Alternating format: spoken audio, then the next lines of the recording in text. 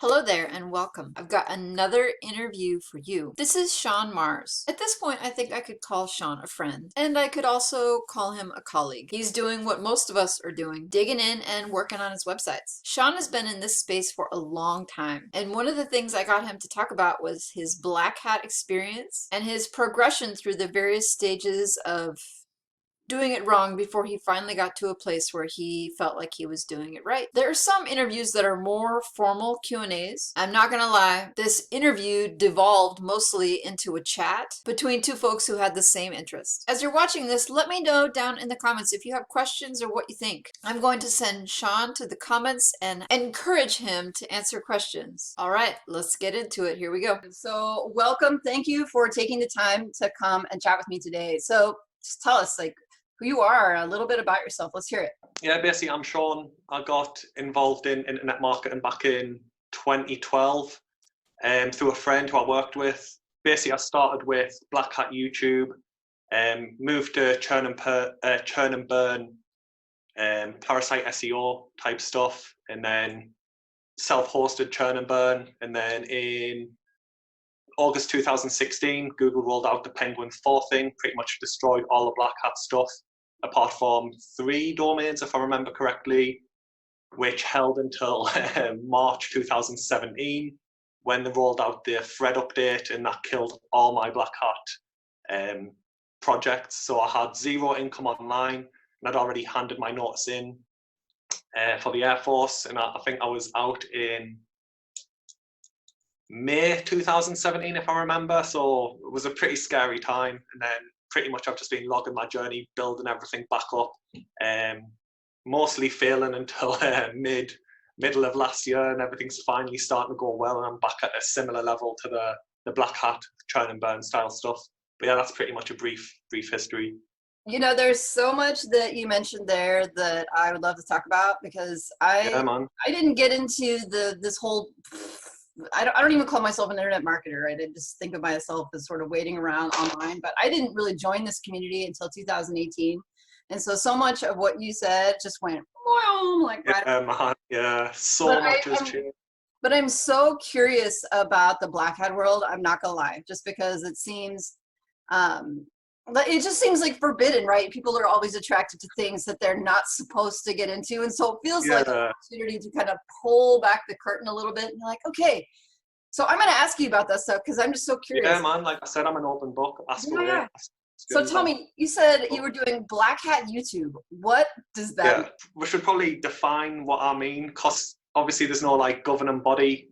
So different people call Black Hat and White Hat different things. For me, Black Hat is breaking terms of service or the user agreement, or Black Hat SEO is basically taking Google's webmaster guidelines and basically throwing them out the window and trying to find exploits to get in there. I know people think there's a grey hat SEO. Personally, I don't believe in that because of my definition of Black Hat. The moment you break that guideline, you've broken it. There's no like kind of breaking it, but still adhering to it at the same time. So for me personally, I don't believe in grey hat. White hat is basically sticking word for word to the guidelines, but I don't know if you know much about my old projects. I've had 2 white hat domains, purely white hat as well. Between the 2 of them, they've been hit by 3 Google updates anyway. So I was like, right, end this. I'm just going back to Black Hat, and I do it totally different, to be fair, from what I used to do. So yeah, that's what I mean when I say Black Hat. Just some people have totally different definitions. There's also a legal Black Hat, which is basically, I don't know if you know much about SAPE and stuff like that, where it's basically the hack websites and get you a link. I've never done any illegal stuff.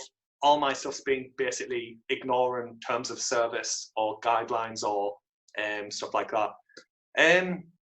Again, though, with Black Hat YouTube, there's a lot of different things within there. So I started with a tool called Mass Video Blaster, I think it's called. I don't even know if it's still going. If it is, don't buy it. You're wasting your money. YouTube's came on a lot since then. But do you know what Creative Commons is? I do.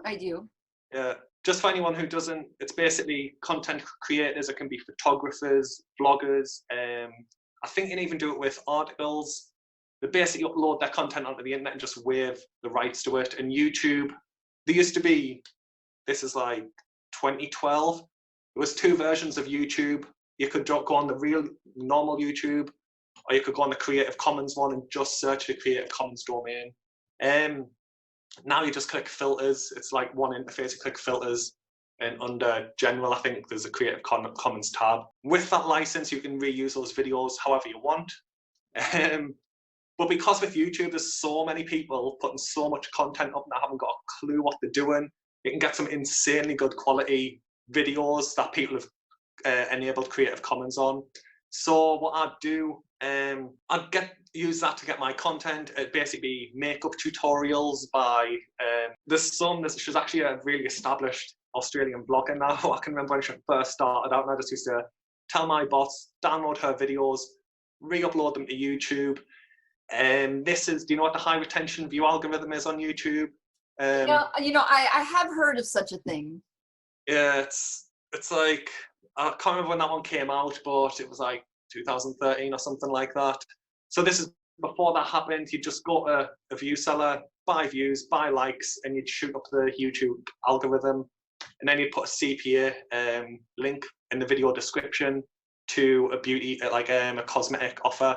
You might have seen the ads if you go on beauty websites saying get free samples, click here. It's just stuff like that. But it wasn't just like one account like I do now. It was hundreds of accounts churning over and over by a bot with Creative Commons videos. Yeah, that was going pretty well. That's what I was doing. And then I can't remember when the high retention view algorithm was. It was probably early 2013. Yeah, that came out and stopped that method. It was a bit of a nightmare. I honestly think there are still people who are using that method, but on a smaller scale. I see people doing it online, it's like it's this new method. Like, look what I figured out. Yeah. Going and pulling creative videos. Like I said, I was using mass accounts on volume, and high retention views from a bot is really expensive compared to low retention views, which you just watch the video for 1 second and you get that view counter. Now that doesn't necessarily happen. So I've got no doubt people still do that. There's certain places you can go and see that there are still people buying high retention views en masse as well. I don't know if you know, can't remember when it was. There was people accusing, I think it was like Katy Perry or Taylor Swift or someone, for buying views for her videos because YouTube wiped out like hundreds of millions of views. It was only a few years ago as well. I mean, like Gary Vee, like people have accused Gary Vee of doing it. I feel like maybe he's admitted to doing it at some point, but there are a lot of people who do it. There's stuff being leaked. I do think he has bought stuff on Instagram. I don't sell stuff like that, but I have seen stuff that's been leaked on certain forums. That does suggest that he does do that. But it's commonplace, it really is. It's surprising how much on Reddit, social media, as soon as I work out what to do with the algorithms, it's manipulated almost instantly now. So I've got no doubt people still do that kind of stuff with YouTube. They've just got much higher budgets and much higher commissions coming in than I did, so I had to stop. From there, the second version of Black Hat YouTube that I did, it was basically the same thing, but I was basically using the YouTube page as my lander. And it was the same thing, CPA offer, beauty tutorial. And I'd use a tool called GSA Search Engine Ranker to just blast that video with different types of links, push it through the Google search, and then people would search a keyword term, go on Google and click through there and end up on the YouTube video. So I was getting traffic from Google after that update to YouTube and doing it that way. But yeah, that's pretty much it, what I meant by Black Hat YouTube. That's what I specifically did. But you're not doing any... different... But you're not doing this stuff anymore because, one, it doesn't work, or two, you've had this change of heart where I don't want to do these bad things anymore. It's not necessarily that it doesn't work. Like I said, people will still be doing it. They've just got bigger budgets. I moved on to Kindle and stuff like KDP and stuff from this, and it was easier. So yeah, I just basically said, oh, that's not making us as much money. I was still in the Air Force at the time as well. This was just a hobby. So I moved on to KDP, churn and burn again. And yeah, didn't really go back to YouTube since. So you went over to KDP then for a while, huh? Yeah. That was pretty much the same concept. I'd upload and I'd find keywords. This is when I was first moving towards SEO, but was still churn and burn parasite SEO. I'd find a keyword. I had a few in the acne niche or diet niches, like the paleo diet. I'd go to a ghostwriter and get an ebook. I can't remember the income. I think if it's 99 cents, you get like 30% or 35, and then there's like 2.99 as well. I can't remember the exact income breakdowns, but Yes. the trick was to find keywords people were searching for who'd be willing to buy a book based around that. I'd use the same tool. It was a GSA toolkit. Push it up the Google search ranks and use Amazon as my lander, Google as the traffic source. But one thing I did learn with that was don't go black hat on your actual landing page platform, because that's not right. Because I keep having to go back because I don't know how much people will know. Don't worry about it. Just talk about it normally. And if I don't know, that means they don't know. And I'll just so don't worry about it. So, yeah, no worries. So do you know what the penguin update is? For Yep. Google, the penguin algorithm. Now it's pretty rapid, to be fair. Years ago, it was a manual push. They'd have to take a few weeks, process the entire backlink database, and then they'd push it live. Now it's pretty close to real time, in my opinion. But the goal was, with churn and burn, you'd have an aggressive backlinking campaign to try and, there was like thresholds, so these aren't the right numbers, but just to keep it as simple as possible. Say if a domain got above 100 links a day and it was less than a week old, it might get slapped. But if you stayed within a pretty broad threshold, you were usually good. But you knew 100% when the next manual penguin update was pushed out, you were going to get slapped. So you'd try and rank, get your traffic. And the thing I liked about Kindle was you'd get traffic while you were ranked in Google, and then they'd roll the penguin algorithm out. So you'd lose the Google traffic, but the Google traffic would often leave you good reviews for your book, which pushed you up the internal Amazon search results for the same keywords. So even after you'd been slapped, you'd get residual traffic from Amazon. That was something other people weren't necessarily doing. But stupid me, I was like, oh, how do I do black hat on Amazon? So I started going to people who sell reviews and stuff like that.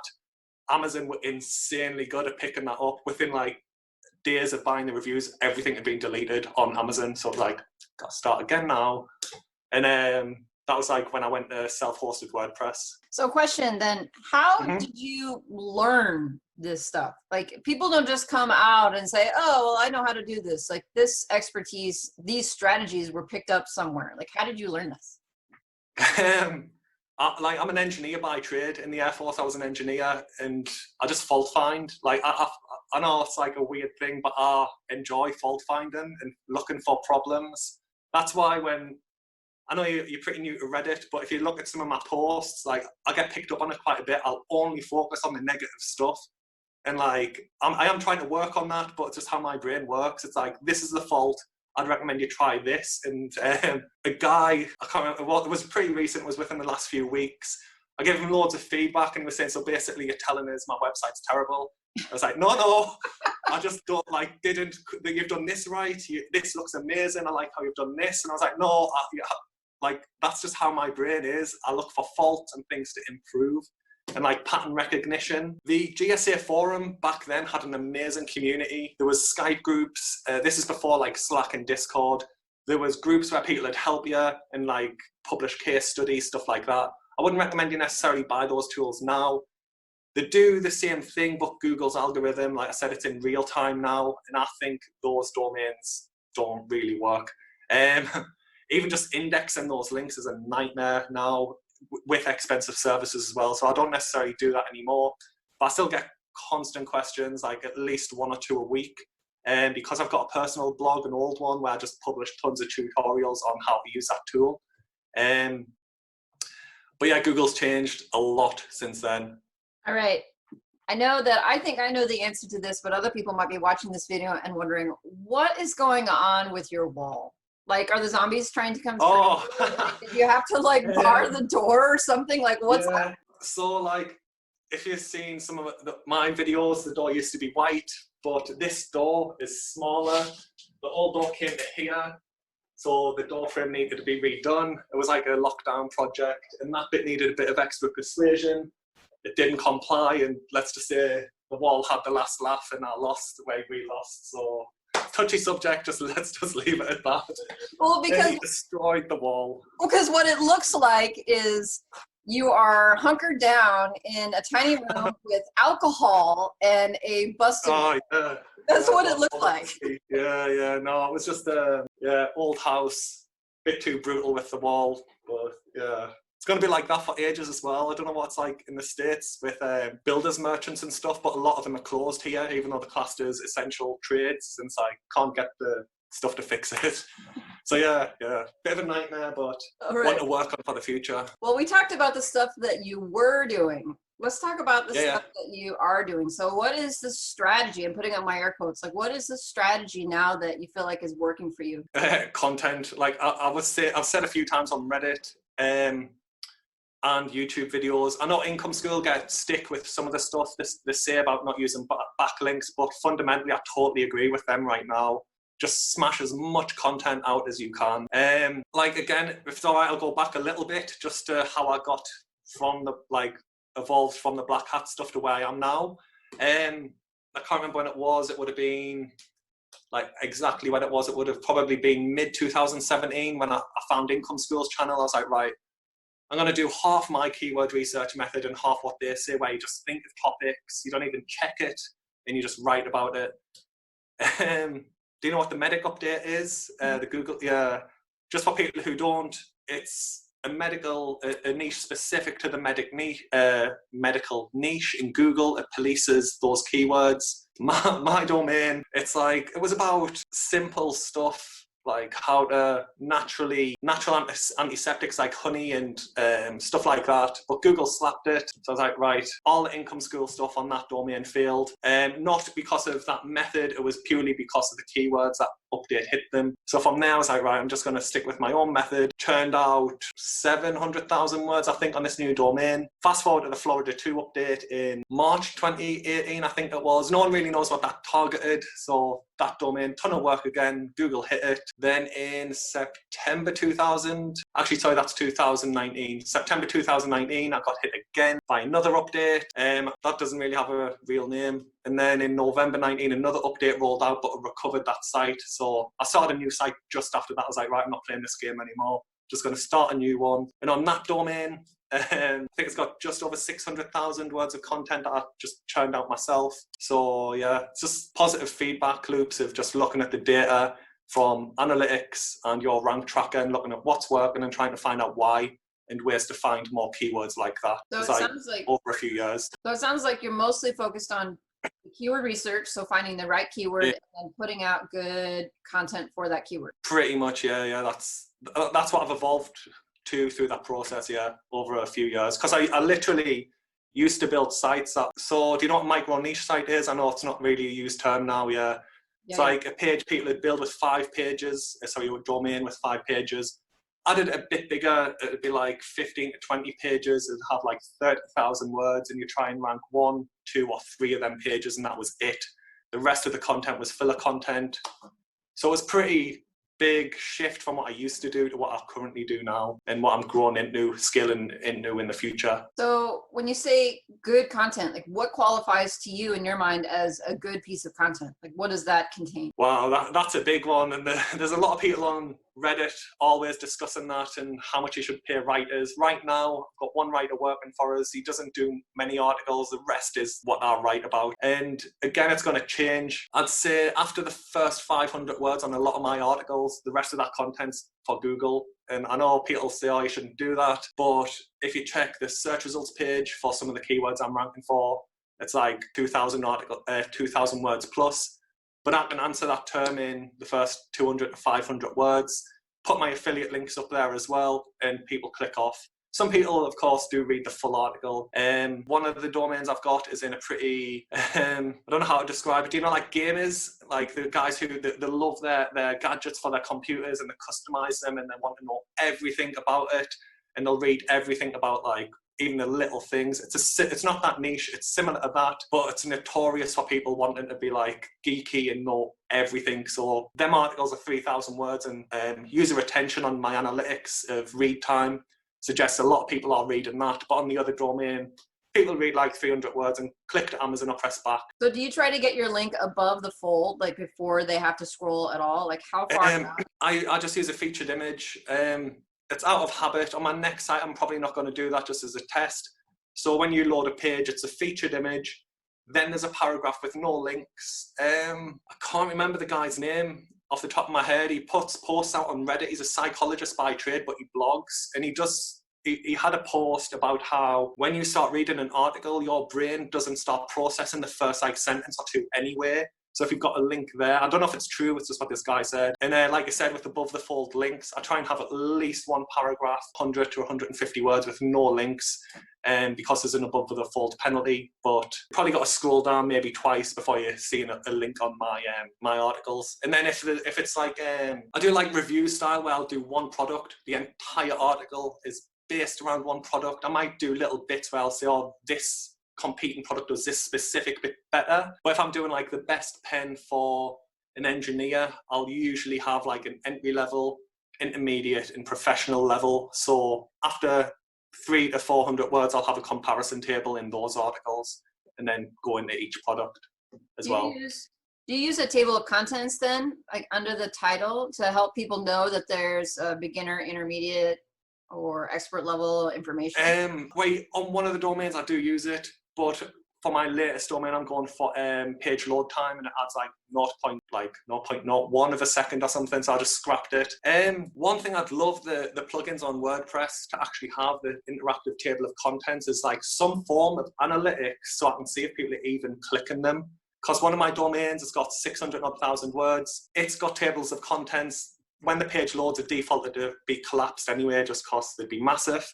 But to my knowledge, there's no way to know if people are even clicking that and if it's getting any value in exchange for that load time. So on my latest domain, I don't use one. I mean, you could say even if people weren't clicking it, it's still valuable because people might not use it to click, but they might look at it just to see it and then scroll down. I would say that if people weren't clicking on it, it could still be valuable, right? Yeah, I guess. But yeah, like I said, one of my websites use it. For this latest one, I just scrapped it. They're easy enough to add in yourself. I don't know if, I can't remember I think it's called like Auto TOC for Auto Table of Contents. I think that's the plugin I use. And you literally just say, inject the plugin after 2, 3 or 4 paragraphs. So if I do sell that website and someone wants that feature, it's easy enough to add if they want it.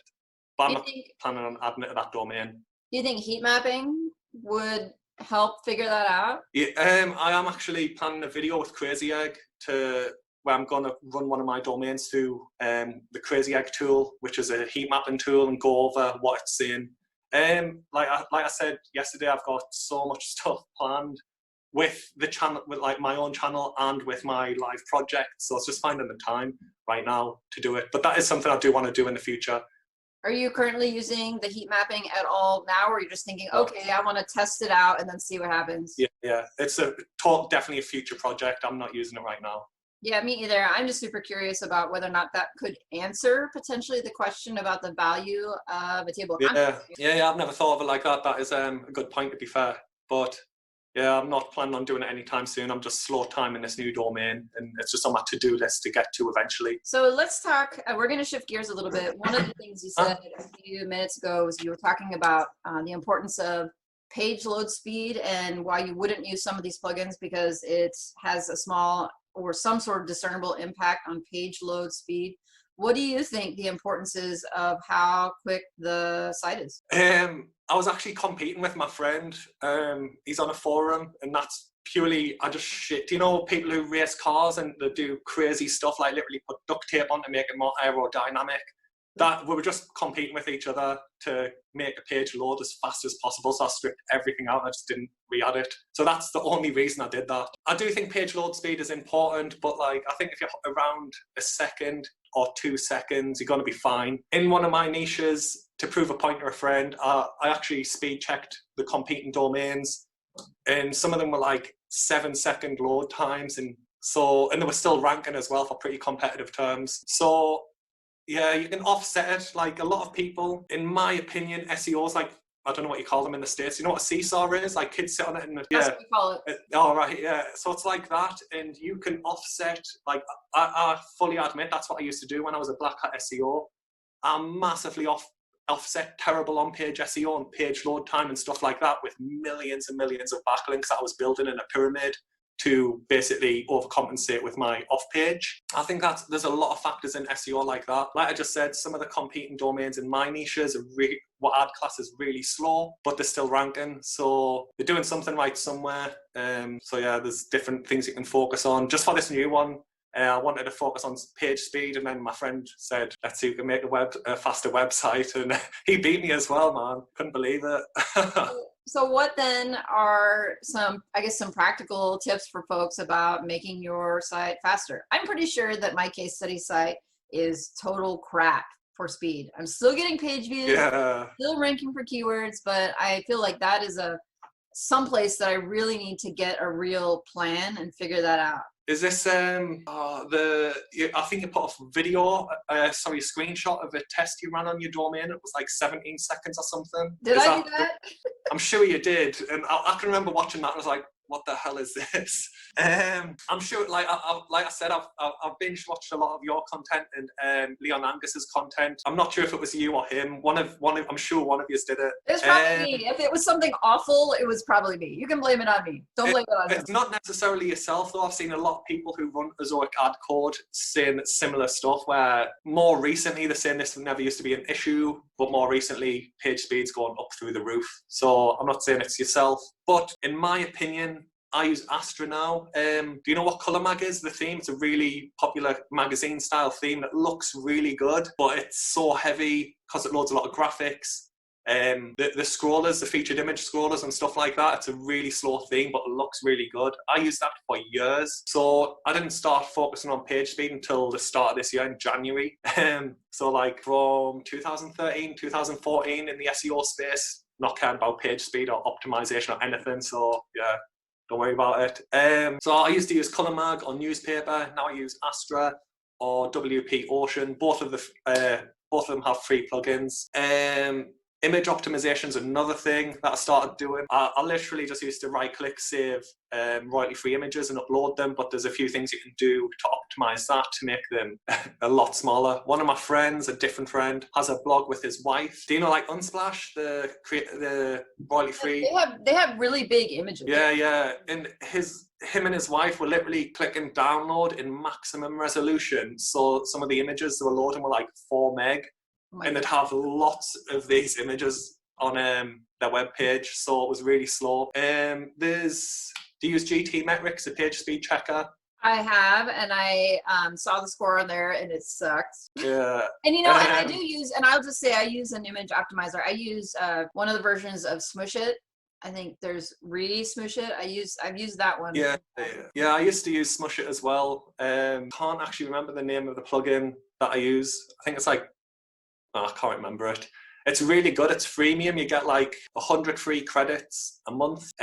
So for a lot of bloggers, that's going to be plenty, and it's so good. It shrinks your image size down massively, so you can load your page quicker. But I can't remember. Actually, I've moved my mouse to plug my phone in to keep it charged, so I can't actually check it either. Would it be that friend of mine, he recommends Short Pixel. That's one of the ones that he talks about. That's the one. That's it. Short Pixel. Yeah. It's a solid plugin. It's really hard to win me over, especially as quick as that plugin did. I used it for like an hour, and it's on all of my domains now. I think I hit, like I said, it's freemium. I think I put $10 into it for the one-time credit package for $10,000 on 3 domains. Lots of content on them. And I don't even think I'm under 5,000 credits yet. I'd highly recommend that plugin. Really like it. But yeah, another thing with images, a lot of people will use the default resolutions, and there's optimized, depends on your theme and stuff like that. So different themes can load different resolution images in different ways. Some themes will have to resize it itself and then give it to the user. I'm not sure if I'm doing a good job of explaining it, but if you Google your theme and see the ideal image sizes and just upload, like basically open Paint or something, resize your image to that and upload the image in that resolution, your theme will just throw it out straight away. So it's quicker on the front end for loading. There's hosting as well. I'm with SiteGrounds. With my latest project, they are lightning fast, really happy. Got 3 domains with Cloudways, they're fast as well, but they're not nowhere near as user-friendly as SiteGrounds are. And I've used HostGator and stuff like that in the past. I don't recommend them. Yeah, they've had issues for us in the past.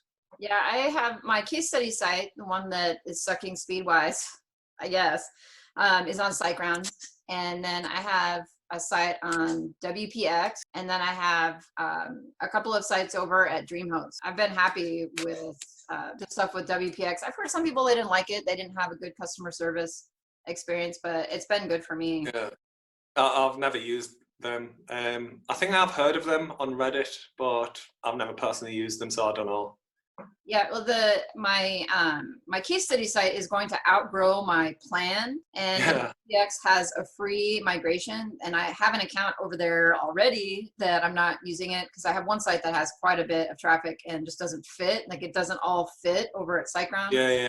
And even if I like go to the top plan, it doesn't all fit. So I have to have multiple. You mean your database size, like actual back end? Like, well, like I feel like their top plan, like there's only so many visits a month that they will. Oh yeah. I get what you mean. Yeah, fair one. Like up to 100,000 visits a month, and when you get all of those things together, like I don't fit, so I have to move something to continue or start another plan with SiteGround. I'm like, I already have other hosting going that I'm paying for. And yeah, that's probably a good idea to try and migrate it. It's not too difficult. Do you just use Updraft or something like that, the plugin? Or well, what I'm going to do is have WPX do it.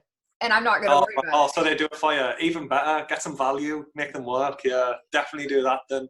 Like anytime I can have them do it, because migration for me is so stressful. Like I sweat the entire time because I'm so worried about clicking the wrong button and then just being like, too bad. Like you just do everything. Like yeah, thankfully with the Updraft plugin, it backs my stuff up every day and then saves it Dropbox. So a few times I've had issues and I've just restored. So if I have to migrate, I'll just do that. I'll just restore the domain from a backup. It's quick and easy with that plugin. I have on all of my sites also. Yeah. And you know, the host will sometimes be able to restore you too. Maybe not to the day, but sometimes they'll be able to get you back like a week back because they have some of your stuff backed up. But I still like it's just the tech stuff just makes me sweat because it's not my strength. Yeah. I don't feel good at it, and I'm constantly thinking like, if I press this button, like, is this, you know, like the red button, like the nuclear option, like if I hit it, is it going to explode? Man, I'm the same. Like, I know a few web dev guys, like web developers, who actually like build SaaS tools and stuff like that, and they say, let us on your hosting, I'll improve a few things. Like, no man, no chance of you touching these websites. They're very good at what they do. They really are. It's just both my main domains are over $1,000 a month now, and I'm not risking anything, man. And I know them from the military as well. And we always play jokes on each other. So I'm like, if I give him my password, he's going to do something as a joke, and I'm going to overreact. I'm like, let's just leave it. But so let's switch gears then, and let's talk about links, because you are a guy who has tons of experience building links, and right now the community is pretty divided about links and link building. Like, what is your position and strategy on links? Well, I've got two domains that don't have right. Okay, so I've got one domain, the one that was hit by Medic, has absolutely zero links I've built. It was hit by the Medic update, unfortunately. It only brings, it's actually grown in traffic since January, I think, slowly. So we're about 4,000 organics a month, and it makes about $350 a month now. The one that was hit by the Florida 2 update and the September 2019 update, that domain got to $800 a month before I built any backlinks to it. So 100% you can do this without building any backlinks. And I keep telling people that over and over again, because my most recent domain, I spent a few $1,000s on backlinks from the get-go. And a lot of people see that and say, oh, I don't have that much money. It's like, no, you don't need that. Just target low competition niches and just scale the content out. But yeah, with the one I started in August 2019, I spent like $3,000 just on backlinks for that domain. Pretty much within the first week, I outsourced it. And my new one that I started in January, I'm just slow timing backlinks with that. But the way I build backlinks has evolved massively. I used to do tiered link building with automation. That, in my opinion, doesn't work anymore. And in my experience, I don't know anybody using that who is successfully doing it. That evolved as well, where you just use generic CMS-based domains like WordPress and stuff like that on tier 1. And then you went to Web 2s on tier 1, then self-hosted on tier 1. And I've been there since all of them evolved, and none of them work now. From there, I went to guest posts. I had PBN stuff running side by side with the automation stuff on different domains, but Fred killed that for me. The Fred update from Google. But now I'm using everything. Every backlink is manually created. It's usually guest posts or manual forum comments that are getting kind of more popular. I've never really used them until like last year. Niche edits as well, that's a thing. That's gaining popularity. I've got a few of them as well, and that's my plan for the future. Are you directing the backlinks to the main domain or to page-specific URLs? Internal pages, definitely. I know like a few people have different opinions on that. Are you familiar with siloing, how you structure your sites? I have heard the term. Yeah, I don't believe in it personally. I've did it myself, and it's so much work, and I don't think it's as valuable as people say. So I build my links to the internal page. So instead of being at bestpens.com, it'd be bestpens.com/bestpenforengineer. I'd build it to that page. That's what I'm trying to rank in Google. That's what I'm bothered about. Well, what bothers you about silos? Like why doesn't, I mean, everybody who's everybody is doing silos or content grouping. Like what bothers you about it? I haven't seen anything that suggests it is as good as certain people say. And I've seen a few people on Reddit as well tear down one of the main guys who pushed the silo thing, in my opinion, as a marketing strategy for his SEO company. To my knowledge, they haven't done anything where they've siloed one domain in the same niche and then just used regular internal link building that the majority of people do in a different, basically duplicate the same domain with unique content. So there's no duplicate content penalty between them. To my knowledge, no one's done that. And I'm just going to keep doing internal linking as required. That's all I'm going to do. So basically the lack of like any objective study to really produce this result, like you're waiting for that sort of data to I don't really want to name drop the guy who I'm talking about, but Reddit ripped one of his case studies to pieces. He tried to present it in a way where the traffic increased purely because he siloed that website while building backlinks and other stuff to it. And the Reddit community were like, what's to say that wouldn't have happened anyway? Just because like correlation is not causation. It might have been the silo, but with most people's experience, what they were saying on that thread, it's highly likely that it is the backlinks that they built at the same time, which certain backlinks were conveniently missed out of his case study. He didn't declare it until people found that domain and said, oh, this is when he published the case study, scanned the domain with hrefs. It's like, oh, look, there's a ton of backlinks being created when he siloed the website, so what really ranked it. Again, though, there's even people who do silo their sites. So there's different ways you can do it. There's like top down where you'll go homepage and then there'll be links to your category pages, then you'll have your silos. Some people do it where your silo posts will link to your category to loop it. Some people will loop it back to the homepage. So there's so many different ways you can do it. It might work. It's just I've got no plans to go through all that aggro of setting all that up when I just normally internally link in my articles. So yeah, that's my thoughts on siloing. I mean, for me, like I look at this and basically I figure as long as people are out there creating content and publishing it one way or another, then they're doing the right things. And if you 100%. Like, I totally agree with that. Like I said earlier, just churn that content out. In my opinion, that's it gives you data as well. So a lot of people, especially on Reddit right now with the virus thing, they're like, oh, I need to start blogging and I need $1,000 in like 3 months. I need to be making $1,000 a month. It's like, that's not how this works. Your first goal should be actionable data. And like, that's why I keep telling you to get a rank tracker, because that supports that side of things. Your analytics, that should be your first goal, not an income. Get data that you can fault find on to scale into more traffic keywords, if that makes sense. It does.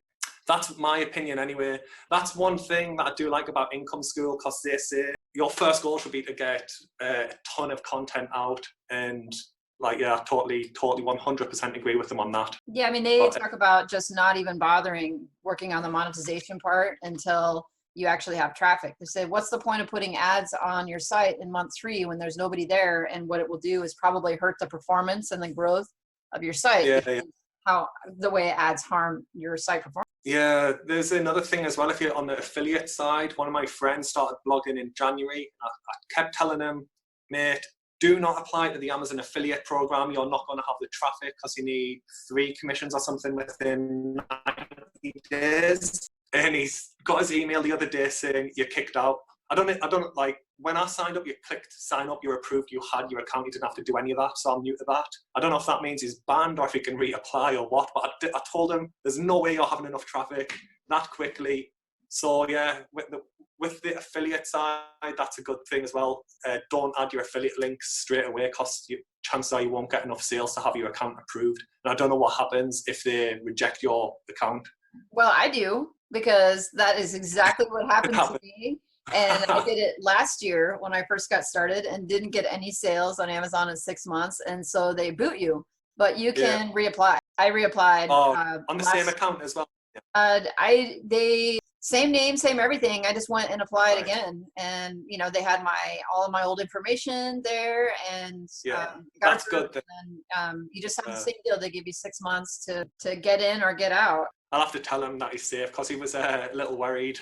But he was looking at me for the answers, and I was like, when I signed up to Amazon, it wasn't like that. Once you were approved, you were approved. You didn't need to do any qualifying sales or any of this. So I'll pass that on, and he will be happy.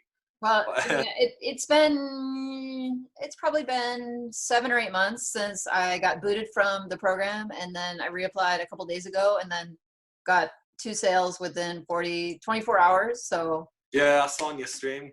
Yeah, no, it was a big deal. You know, after doing so badly on Amazon that I couldn't get a single sale in 6 months, and then to get 2 in 24 hours, it's like, yes. Yeah, is that in your Zoic domain as well? Yep.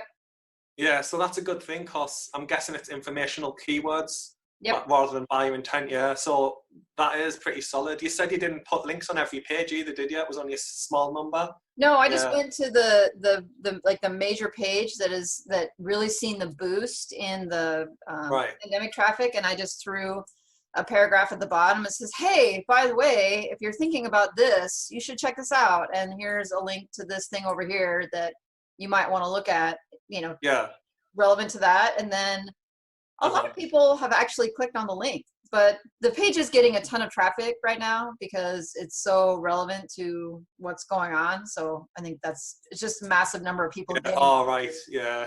There's some people, some YouTubers especially, where they've got channels based around keeping children entertained, and their traffic's through the roof right now because of the virus. Unfortunately, I'm not in any of them niches. Was that intentional, by the way? I was at a page from months ago that just coincidentally is related to, because I see so many people saying, I'm going to build a dedicated site to this virus. Like, no, don't do that, man. It's too late. I think if people are going to be building 100%. something, if people are building something, they should be looking to build something that is going to be ready to get traffic when people are done with the quarantine.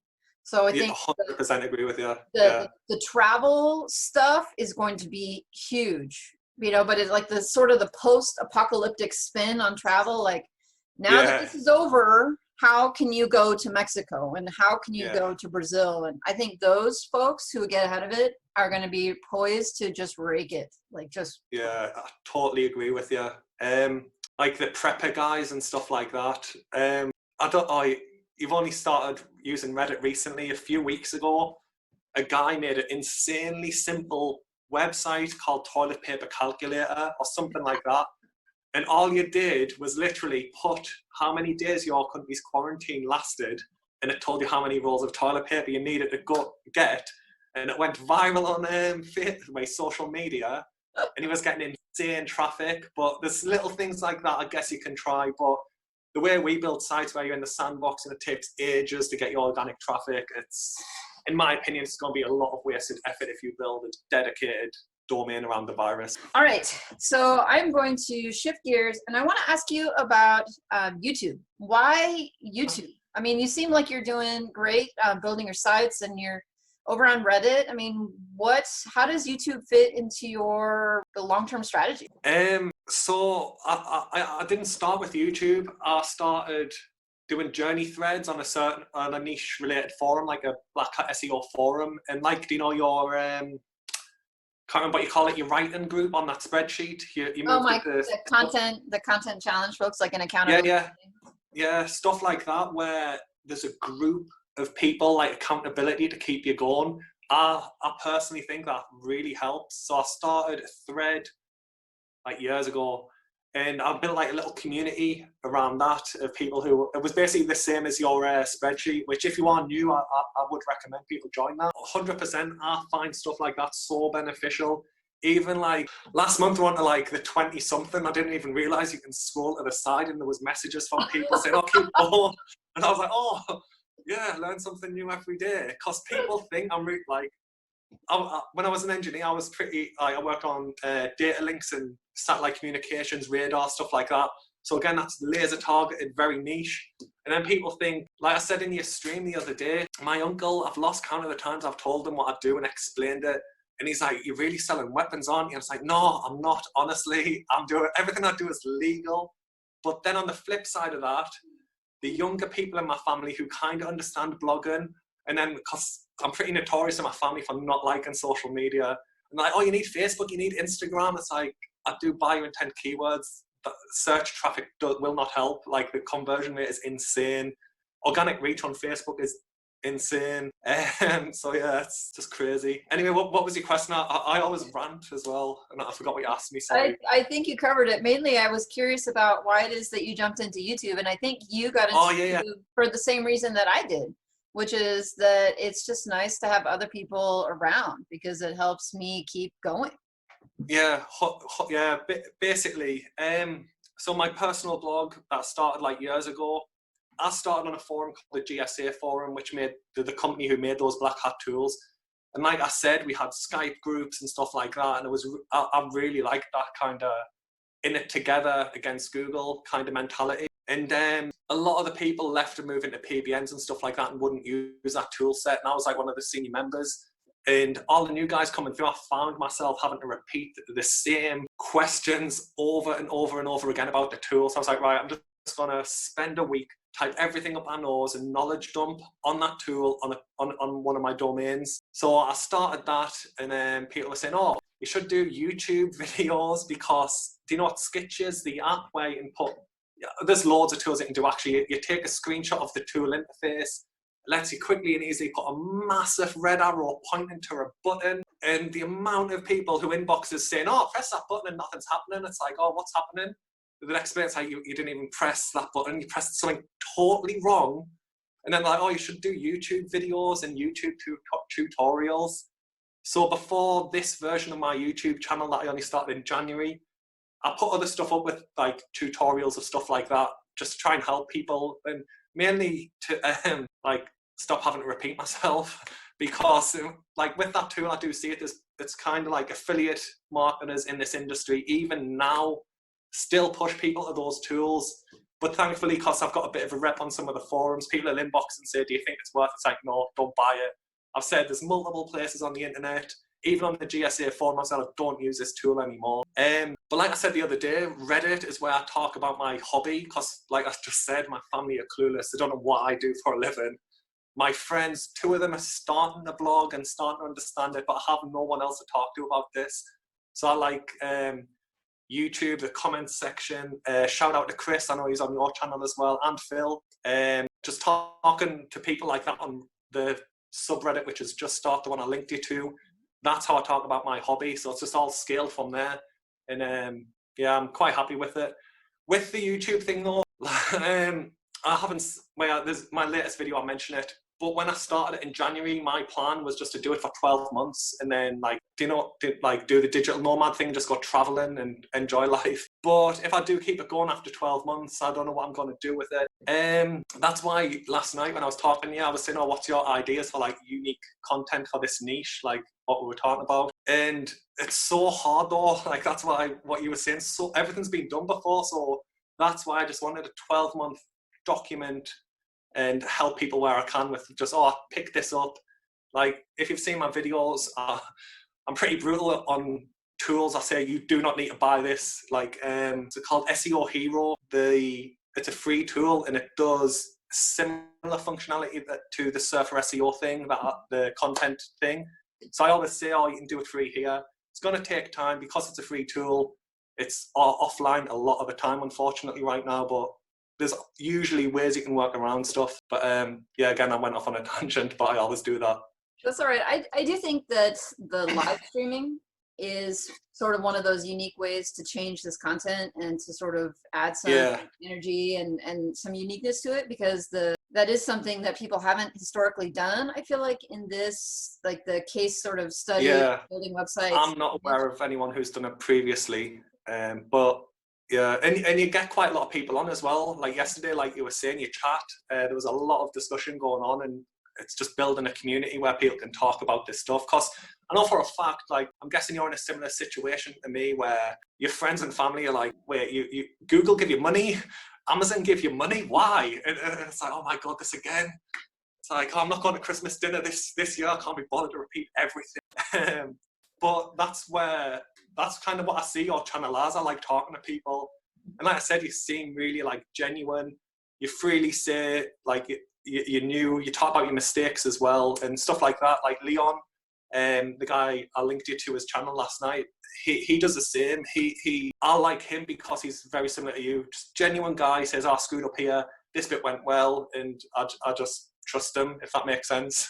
Because I do find it hard to trust people, especially in this industry, where it's like, yeah, that guy's scamming people. Yeah, you and Leon, the only people I subscribe to. Yeah, I could let you talk positively about me for like hours. I gotta stop you there. I have one more thing.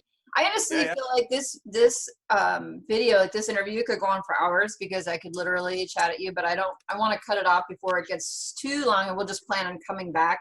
Maybe regularly. Yeah, no worries. It's just fun to talk. But I saw in the comments of a live stream that WP Eagle did, and he jumped on the live stream yesterday, which was cool. I felt like a celebrity had jumped in. Oh yeah. I heard you say it, but I was eating at the same time, so I wasn't watching the chat all the time. But I heard you say it. Yeah. So, but you had mentioned something in the comments about wanting to do a review of his site, and he's like, yeah. Cool.